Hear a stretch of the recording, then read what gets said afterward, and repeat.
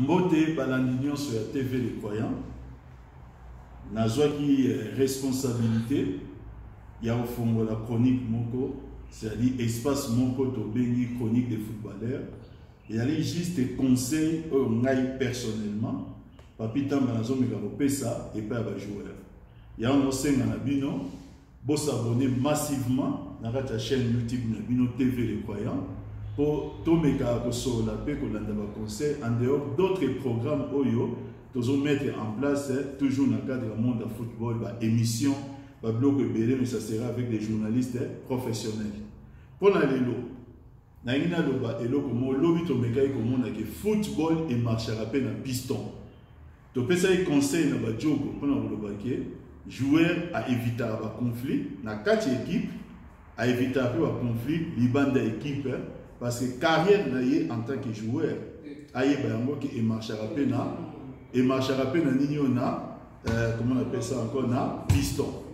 Maintenant, ndenge eza place wana lelo to monde lelo ko moko. O ezo boma ba carrière ya ba footballeur ebelé ba jeune footballeur. Les jeunes footballeurs et belé lelo baza na difficulté moko ezali ya koyeba ko gérer auto benga ba frustration.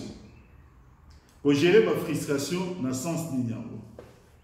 Lelo par exemple, au ça la test en équipe.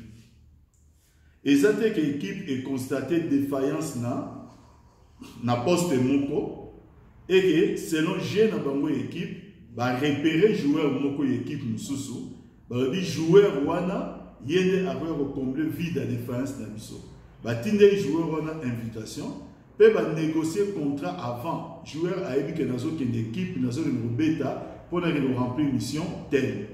Or la plupart des recrutements ce n'est pas le cas.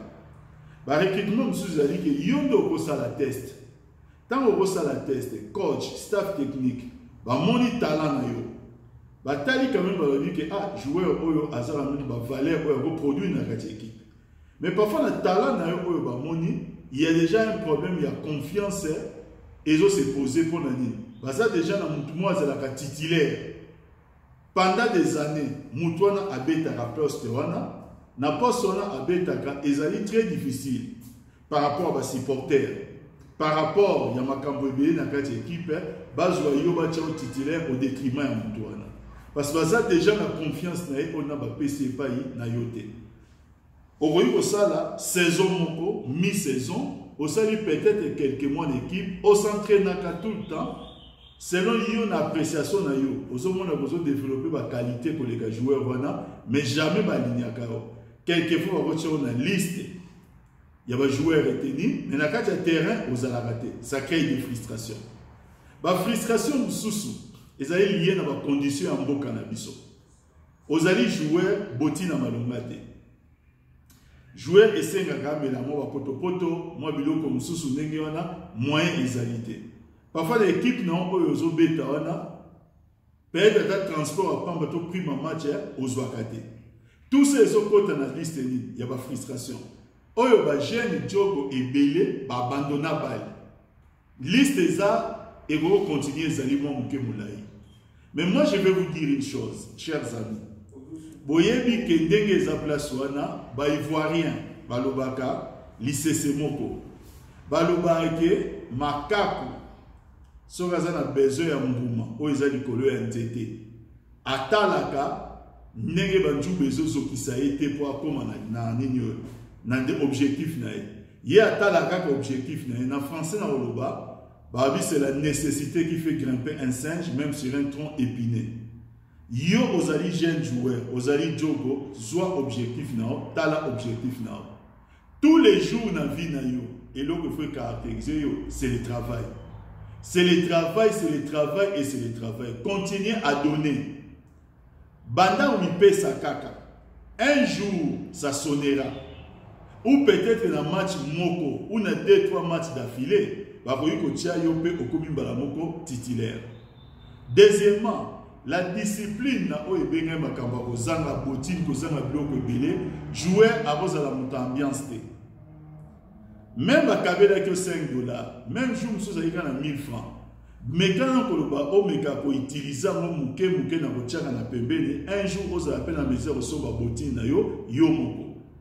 On se concentrer dans l'objectif na ballon on là ba jeune Bolanda, ba jeune footballeur, et ça là moko il y a beaucoup d'appelés mais peu d'élus. So vous avez discipline personnelle pour ne gérer la frustration na katikati au kata ballon. Au kata ballon, un jour, on va regretter ce moment qui va persévérer, qui va y avoir collègue, mais va briller, comme bêta ma solo na bango. N'appelez pas ça destin, n'appelez pas ça chance. Destin, la chance existera, va forcer à mon avis. On va forcer par quoi? Par votre propre discipline personnelle. Donc, jouer à gérer la frustration. La frustration, ils ont une liste de et belé et là. Merci. Mbote na bino nyonso ba jeune Diogo. Lobi na ozongela bino pour la rubrique mususu.